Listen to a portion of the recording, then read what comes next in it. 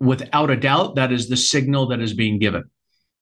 I'm not saying if it's a real signal, but I am saying that that is the signal that's being given, and so it's definitely the reason why copper prices are going down, because there's some belief that the Chinese economy or world economy is slowing down. I would probably call $40,000 a ton in copper. I believe it's almost inevitable. We're talking about the biggest changes in the world, biggest developments in the markets that are affecting commodities right now. Ian Harris joins us today. He is the CEO of Libero Copper. A lot to talk about today. Ian, welcome to the show. Thank you so much for having me, David. It's a pleasure to be here. Before I talk about your project, your developments, your deposits, what's, for my intro, are the biggest developments happening right now that are moving commodity prices and will continue to move commodity prices well into the future? Well, I'm going to start off with I'm a mining engineer. So that's my perspective on thing. I don't have a geological timeline, but I have a mining engineer timeline. And since copper mines take 20 plus years to build, I have a more longer view than most. But I think that in affecting commodities, we have to understand that the decarbonization of the planet is probably the biggest effect on metals. And whether it's to stop global warming, or it's because there's a finite amount of carbon-based energy sources, right? The world is moving towards sustainable energy, right? And another thing that's happening is it's so much easier to permit a solar project than it was a gas plant or a new coal plant or a nuclear plant. And all this new demand then is pushing it towards these areas that require more metals, right? Whether it's in the supply of new energy or in the transmission of new energy or through the usage of a new energy, all require more and more metals. So as we get away from gas and oil, et cetera, as our main energy source, it doubles up on the increased electrification every year. So I think that is the overall biggest force happening today on metals, and it's going to continue from short term, medium term, long term. Electrification and decarbonization trend. Let's talk about that first. I'm hearing a bunch of different narratives here. On the one hand, yes, it's government mandated. On the other hand, number two, it's not going to happen by the deadline. The industry is not going to make it. And there's just not enough of either the metals, which we can talk about, supply, or the deadlines are just too tight. The transition won't take place in time. And so people are just going to forget it. They're just going to roll back on this. It's a non-issue, they say. What's your take? Well, I think there was a lot of hoopla and came out and excitement and high levels. And even just looking on the demand for metals, it's impossible. So it's pretty easy to go, well, let's just go a little bit slower. Right. I do think that it's inevitable that it has to happen, right? Whether it is because of a narrative for climate change or just because it's a finite resource in terms of oil, it's something that is going to happen. But I don't think it will be completely forgotten. But there's there's a new horse in this race, right? And the new horse in the race is AI, right? And data centers and the importance of data to move forward economies, right? And in that horse race, you can't just delay it. Like if you want to say, we're not going to lower our CO2 emissions as much. We're going to kind of keep things moving forward slower. Well, we won't make 2035. We won't make 2040. We won't make 2050. But every single country on the planet has an interest to stay on top of, where the world economy is going.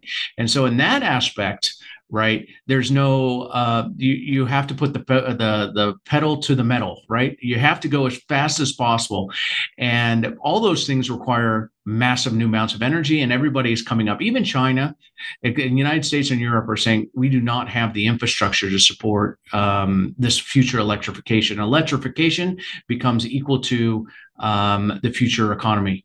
And so in that aspect, it should play out more interesting, right? Because you can't just say, let's not do it as fast as we want to, right? Because you have to, right? If you get behind in the AI race, then your country is behind. And that's a big deal.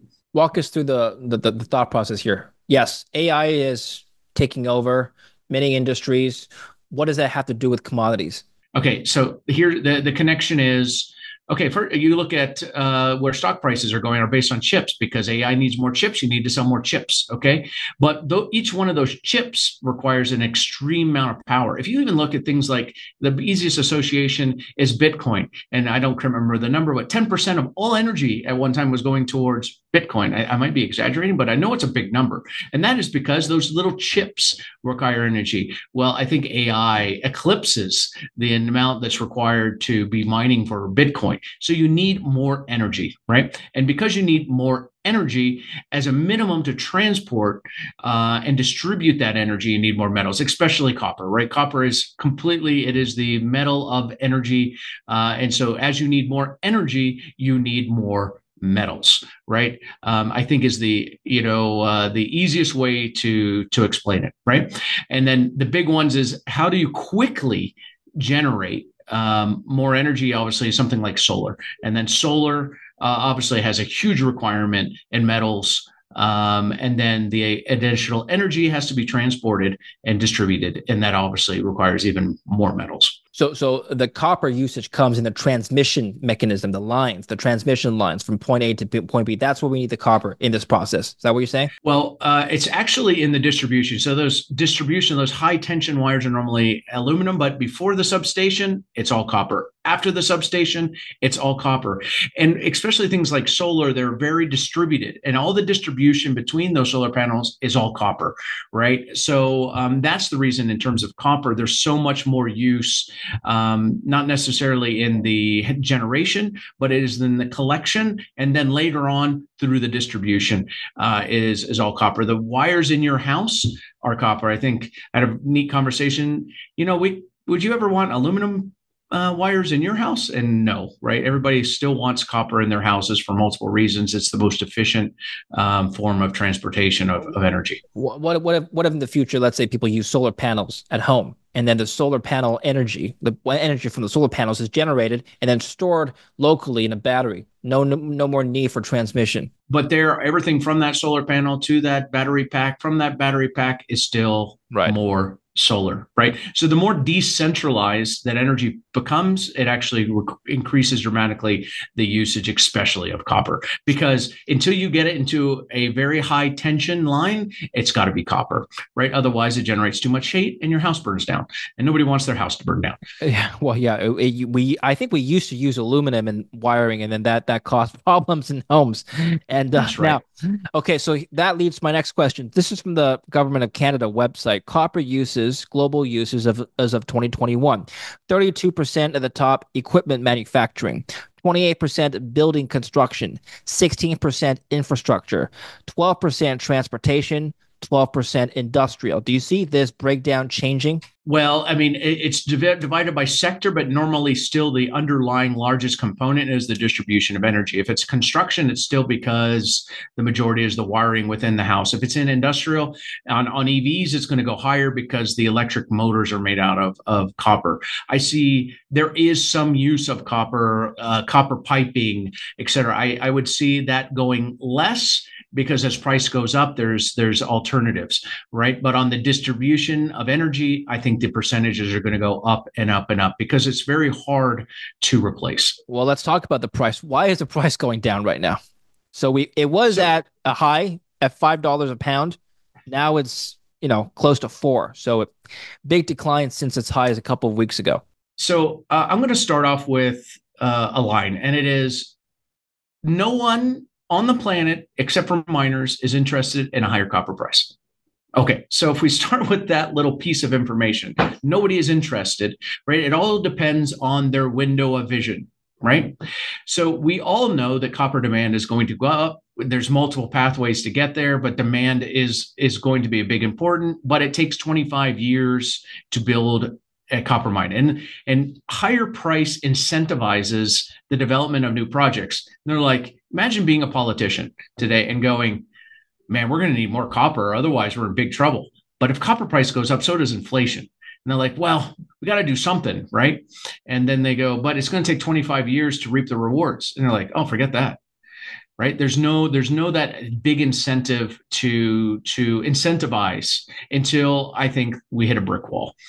So when you look at copper price, when we ran to $5, it was because there was a narrative. The narrative was copper is the new oil. There's not enough copper. We need more copper, and copper price ran up. And then everybody went, "Oh man, this is making kind of things kind of expensive." And then you go back and they say, "Well, short term, let's start controlling the needle on a more short term basis."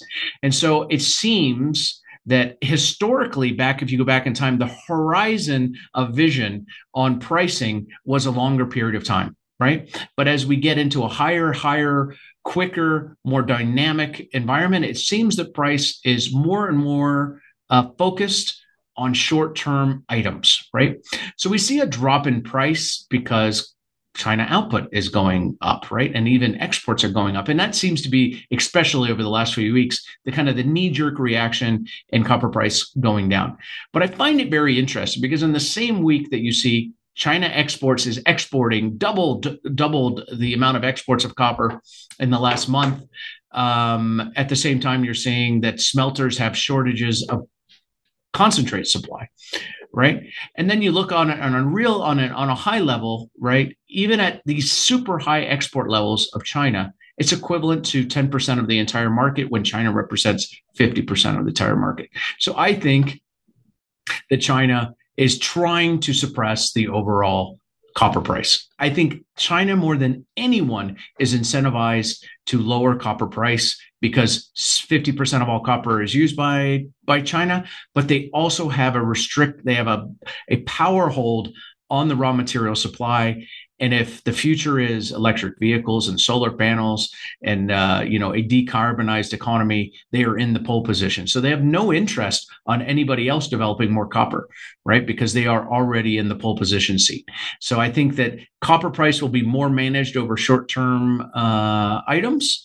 But if you look down the horizon, the copper price should go ballistic. It should go. I think it really will. There's only takes a certain amount of time before the wheels fall off. We're gonna talk about your ballistic price projection in just a minute, Ian. I want to get that number from you. I've heard a lot of numbers from different people in the industry, and fund managers as well. I want to share a chart with you and also the audience right now. So this here shows the copper price, and in orange is the Russell 2000. And so this is a pretty much close, if not perfect, correlation between the stock market and the copper price. And I'm using the Russell 2000 because it's not impacted by the large tech stocks that have been moving up the entire index by itself. Recent divergence where the copper price has gone down for maybe the reasons you stated, and the stock market continued to go up. But these smaller divergences have happened in the past. If you consider that, let's overlay this with the S&P 500 now. Same thing. Same narrative, except obviously now this bigger divergence we see here because of NVIDIA going up. That's basically it. Why is copper so closely correlated with the stock market? Well, I think isn't Copper's other nickname Dr. Copper because it has the litmus test on how the world economy is going. So, but that also says that copper price in the short term is always focused on economic activity, right? And we can easily argue that the stock market is also pegged to overall robustness in the economy, right?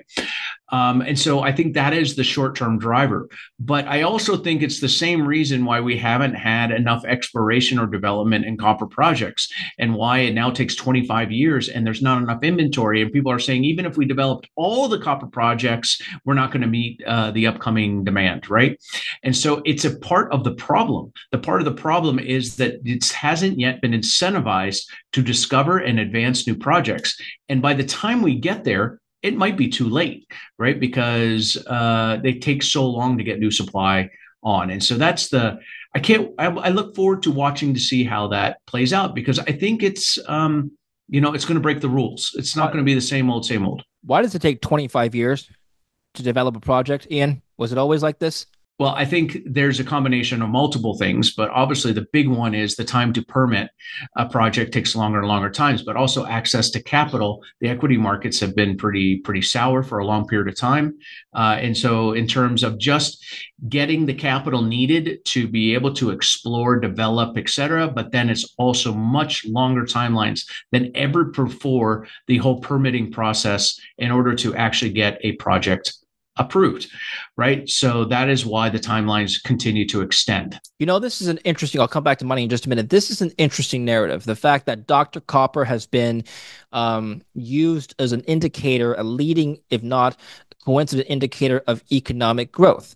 We often hear that the stock market is divorced from the real economy. I think now would be a good example with the tech stocks going up and some people calling for a recession. Now that copper is going back down, could you make the narrative? I know we talked about the Chinese suppression side. Can we make the narrative, Ian, that the copper market, being smart investors as they are, is sniffing out a global slowdown in economic growth, some sort of global recession whereby less copper is needed for industrial usage, construction usage, so on and so forth? Without a doubt, that is the signal that is being given.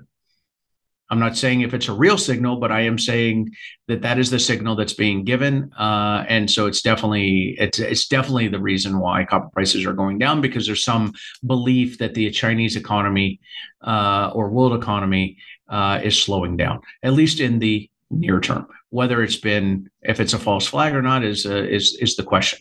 Yeah, and again, going back to the charts, near perfect correlation, if not sometimes a leading indicator for where stock prices are going to go. So perhaps you can see this divergence between stocks going up and copper coming down close, either stocks coming down or copper going up. If you had to speculate, which one is it? Which part of the jaw is going to close first? Well, I don't. I'm the wrong person for that question, because I do believe that it's what it creates is an inevitable scenario, right? It can only stay together for so long, because the demand is real, right? Demand is real, supply is real, and eventually things have to come back to reality. And then it's the chase for finding true price reality starts to hit it. So I'm the wrong person to ask, because I focus more on the demand and the supply side than the day-to-day impacts. Let's talk about this ballistic price here. I've heard ballistic price projections on other media. Famous commodity trader Pierre Andurand predicts copper price could reach $40,000 per ton. That's nearly 4 times higher than what it is currently, right? Over the next couple of years, in the next few years, he said, right? Can you comment on this speculation? So I would say that it's not impossible, right? I think that's the easiest way. So what drives the price higher is how close do we get to hitting a wall before price goes up, right? So it's how quickly you need to incentivize things in a more dramatic fashion, right, in order to get stimulus and more supply going, right? And the longer we have to be able to stimulate new supply, the less that it impacts overall price. So I would probably call $40,000 a ton in copper. I believe it's almost inevitable, and it depends on the timelines, right? Because you're going to need a whole lot more mines. You need to incentivize exploration. You need to incentivize builds. And I think you can see at today's price, even at $5 a pound, right? We saw M&A through the majors, but it was all on producing assets. They still wasn't a high enough price to incentivize taking the risk to take developing projects and build them, right? They didn't go further down into the food chain yet. So I can say that it's got to go a whole lot higher than $5 to create the incentive to develop new supply, because it hasn't happened yet. Just because we have new demand coming online, it doesn't necessarily mean the price is going to move up, right? I think that's an argument I gave to you offline. The other part of the equation is that there has to be a deficit. Otherwise, the supply demand, let's say it balances out in equilibrium, the price goes nowhere. Let's talk about the supply side then. Is there actually going to be a deficit? That's one narrative I've heard. Can you address this? Yeah, I think that a deficit is inevitable, right? I'm not saying it's now. I'm not saying it's next year, but a deficit is inevitable because there's just not enough new projects. I once went through a list, the 20 largest copper mines in the world. I think over a third of them started 100 years ago. Grade gets lower and lower and lower and lower, and there's only they're coming to a breaking point, right? And so that if you, depending on the forecast, right? We need to basically, is it 20 years or is it in the next 20 years or is it in the next 10 years? We have to produce the equivalent of the 20 largest copper mines in the world. And those projects don't exist today, right? So there's just not enough quality projects out there in order to bring on new supply quick enough. There has been a massive underinvestment from the beginning of that food chain, and that is exploration, right? There just really has not been enough discoveries happening in order to bring on new supply, whether that takes 10 years to happen or takes 6 months to happen. But I think it's probably in the closer term that we're going to probably have a true deficit. You would think all the miners in the world are going to jump on this opportunity if this electrification trend is going to be the next biggest thing in our lifetimes. You know, my question is why? Why would there be a deficit in the first place? Wouldn't mines just come online like no tomorrow? I think the biggest reason is, right, because last time it happened, right, a bunch of companies bought a lot of projects, couldn't get them constructed, and a lot of CEOs got fired. Right. So this time around, right, they're like, well, I'm not going to get fired like that last guy. And he goes, we look into our little crystal ball and we see an increasing price in metals across the board. Right. Because you can see it whether we're talking gold or we're talking copper. We've seen a price increase in metals prices that are associated with electrification of the planet. Right. But they're like, you know what? We're better off riding growth through a higher price than trying to add assets to our books. And that's what happened. Like 2021 was an absolute record M&A year, especially in copper, but it was all on producing assets. And they bought producing companies and producing assets to be able to, have more exposure to the increasing price. But it still was not incentive enough to go out and buy and develop new projects, right? So I don't see the incentive. And then the other side of the spectrum is when prices go through the roof and there's a lot of attention, investors are coming back, right? It starts at the beginning of the food chain, right? Which is at the exploration and the discovery side. So there's a real big hole between discovery and then when you finally get into new production. And I think those dynamics are what are going to play out dramatically over probably the next 5 years. Okay, so a lot of pundits in this space have been calling, and experts as well have been calling for this growing demand. Like you said, Robert Freeland, for example, famous investor in the commodity space, he said that the copper demand is going to be essentially infinite over the next couple of years. The growing global economy at 3% a year would equate to basically more copper demand over the next 2 decades than all of copper mined in all of humanity up until this point. Okay, so my question is, let's suppose he's right. What is the copper industry going to do about this demand? So I spent a lot of time, especially on conferences on green energy, the energy transition, clean energy, whatever you want to call it. And I get asked this exact same question from normal general audience. What is industry doing about it? And I can tell you right now, industry is not the solution. They are not looking for solutions. They are looking how to best make money. And so the majors, what they're doing is they're buying production from each other. They are merging, right? But that does not create new supply, right? And it still hasn't stimulated the exploration side. So I'm telling you that industry is not going to be a part of the solution. I don't think is responsible for the solution. They're in the business to make profit for their shareholders, right? And just as you said, just because more demand, if there's this equal amount of same supply, it really doesn't create more value, right? So under that sense, I don't think industry is out there, and we are sitting around having a beer at the Cactus Club talking about how to get more copper supply out there, right? We're talking about how can we take advantage of these overall dramatic medium and long-term factors. And that's the big one. I do believe, who has a vested interest, though, that if copper prices go to $40,000 a ton, right? And more importantly, there is a lack of physical supply. right? So if you're getting to 40, it's because you can't get it. You have to have it and you can't get it, right? The biggest people most incentivized in that in the short term are the car manufacturers, especially as they go towards an EV transition, right? Because if you don't have coppers, you can't build cars, right? And I think do you think car manufacturers are buying out or going to buy out copper deposits? Do you think Elon Musk is going to write you a check one day? Just speculating. or he's going to become a battery manufacturer because Yeah. he thinks he can't do that, right?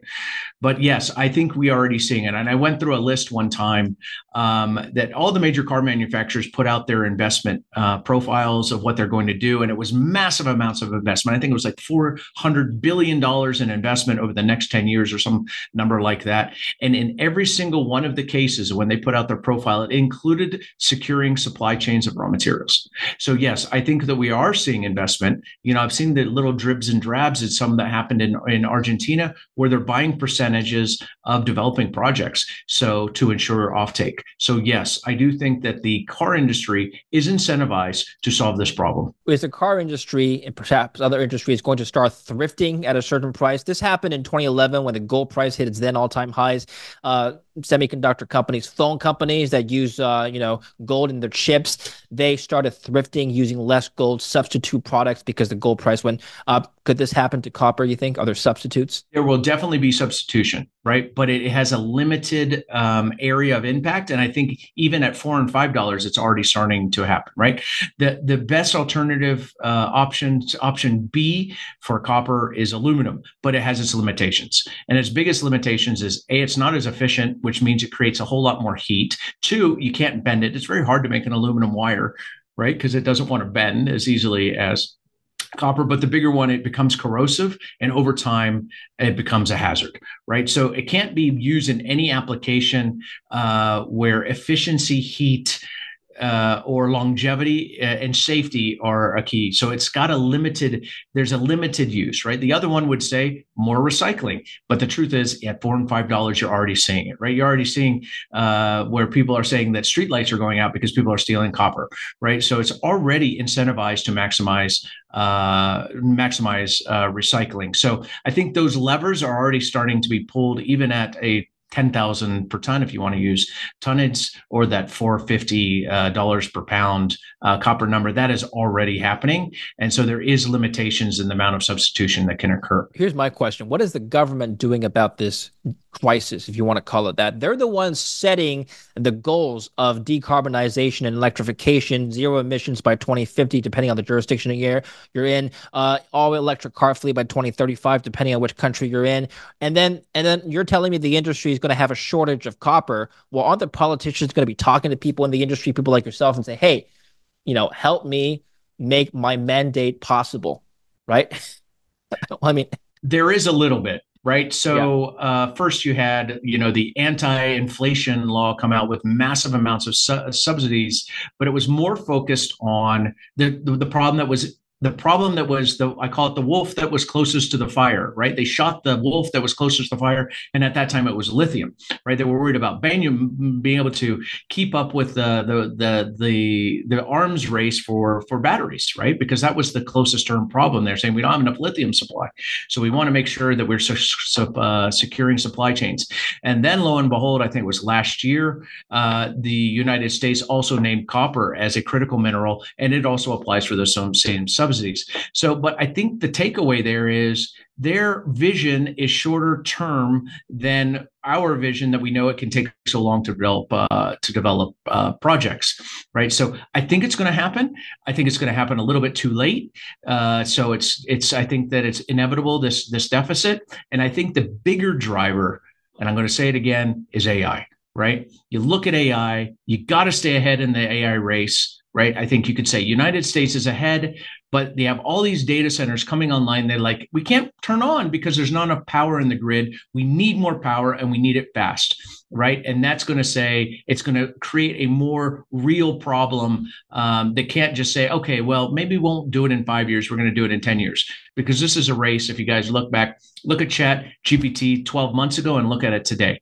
Right, it's a massive the velocity that things are happening, and so I think it's going to bring that wolf closer to the fire, where there's going to be a huge push. I think we're going to see a big change in the political incentive to get this moving forward because it is a real race. So tell us about Libero Copper and how your company's strategy fit into this broader narrative of electrification. I'm looking at your website, right? The front page says energizing the future through copper. How are you doing that? Well, the truth is the company has changed a lot recently, but there's some things that have not, right? So I myself am a mining engineer. And I've been involved in many startups of projects, but a big one was Corriente in Ecuador, which ended up being the first large-scale industrial scale mine in the history of Ecuador. Ernie Mast is a director. He did something very similar as CEO of Inmet's Cobre Panama, right? We are known to be people that look at projects in terms of how do they become future projects, right? And I think we have a high percentage of the 20 largest copper mines built in the last 20 years just with those two projects, right? Because there hasn't been very many of them, right? But what's happened recently is that Frank Juster has come in as the largest shareholder. We've moved into the Fiore group, right? And that means that we have guys who have a history of looking how to build future mines combined with someone who has a vision of how to build companies, right? He's been involved in some of the biggest gold companies in the world, actually. And he has a different vision, and he knows he's been impeccable about his timing, right? And he sees the importance of moving forward in copper.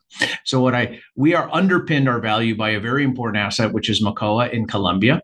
But we also have a vision of saying this big disconnect, right? We see it on the front cover of The Economist saying, copper is the new oil, right? But then really the equity prices haven't really changed much, right? So we see you have a classic Lassonde curve with lots of projects getting caught right in this lull between a discovery, resource, and being able to put it towards production. We're seeing extremely low valuations for pounds in the ground, and that creates opportunity because we have a combination of experience and access to capital. So that is the new Libero, and what we're currently looking is taking advantage of this exact conversation that we've had, right? We see a forecast for higher, but not knowing and seeing short-term pressures keeping things down and a non-response really in the equity markets because you haven't seen new copper mines being built today, and that creates an opportunity between a disconnect in the short and long term. Why Colombia? Is it for geological reasons?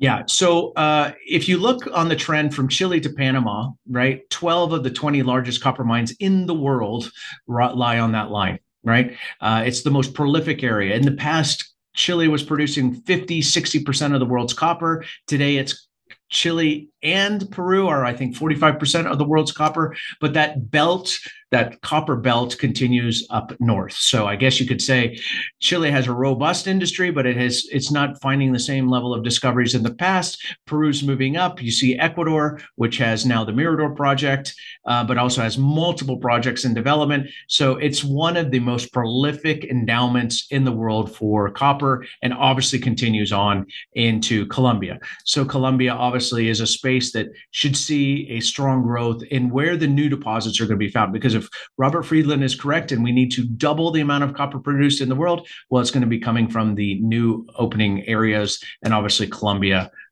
in terms of its endowment, is spectacular and incredibly underexplored. So there's where the opportunities lie. I've been told, and I don't know if this is true, maybe you can address it, that in developing countries like Colombia and Chile, it takes longer to permit than in Canada or the US. Is that true? Being involved in projects in Canada, I think it's definitely a myth. I think there's a term that says, I like being in stable jurisdictions. It's because it means really the under jurisdictions I understand, right? So people from Canada, they like Canadian projects. People from the United States like US projects because they feel that they understand better, right? The overall jurisdiction. So I think that is probably overall a myth. Right. It might, but there's some underlying things that are similar in all places. But I can tell you, I live in Medellin. I've lived in South America 15 of my 25 years. I'm fluent in Spanish because you do have to understand the local context, and you have to, again, apply. Ernie and myself have been involved in projects that got all the way across the finish line. We spend more time talking about building local strength, driving political will, national reputation. Then when we talk about metallurgy, and he's a metallurgist, by the way, talking about metallurgy or mining engineering or these kind of things, right? It's this is a critical component in order to actually get a project built, right? Which I think is also a skill set that we don't see. Most is focused on the exploration, or you've got the very big companies that haven't been very good at building new projects, right? So there's really that real important space in between. We're going to follow up later this year about new company developments with you, Ian. But for now, give us a sense of your broader strategy here. What's your longer term vision? I think the longer term vision is that we have a unique set of qualities, which are it's experience developing projects and making them become future mines, combined with a vision and somebody like Frank Justra, who's a company builder and see this opportunity that's been created with a long-term copper price versus that projects still aren't developing and they're still undervalued. So our long-term vision is to make sure that we are acquiring pounds in the ground, right? But developing those individually as projects and getting them towards that construction decision. And then from there, there's multiple versions of that future. But for now, it is building pounds, building a new copper company that takes advantage of this very, very special situation we're in today. Tell us, before we go, tell us a little bit about yourself, your professional background, your track record of working in the mining industry up until Libero. So I'm a mining engineer, and early in my career, for example, I went to Bolivia and I was part of this was after many years of experience, but went on to San Cristobal project and helped the startup of that mine and actually training the supervisors and getting the startup of that project. That was one of the first ones I was involved in. Involved in multiple restarts, multiple turnarounds too on the operational side. But then many years ago, I went down to Ecuador with Corriente Resources. And I remember saying I went down as the guy who was supposed to be the mine builder, and I left as a sociologist, politician, and all the whole different skill set than I originally went down for. So I was senior VP, started advancing that project, took it all the way. It sold for 690 million to two Chinese SOEs. It went on. I stayed on for a year as the chief engineer, as a part of the sales agreement, and we started the construction of that project. And today, Mirador is expanding to be 150,000 tons per day. It's going to be one of the 20 largest projects in the world, and it was the first ever industrial scale project in the history of Ecuador. And I love being involved. I love telling that story because I look today, and today mining in that area that had no mining whatsoever in that province, it's now 80% of the GDP of that province is mining, right? So I love being a part of that. I love that copper is such an industrial metal. It can build economies around it for its longevity. And that's a part that's very close to me is making sure that it's maximizing the benefit locally and working together with your local partners. And I love the opportunity to be able to do that once again with Libero. Okay, very good. Well, we'll put the link down to Libero's website in the description. So follow that link if you would like to learn more about the company. Thank you very much for your time today, Ian. We'll catch up again soon. Thank you so much, David, for being here today. And thank you for watching. Don't forget to like and subscribe.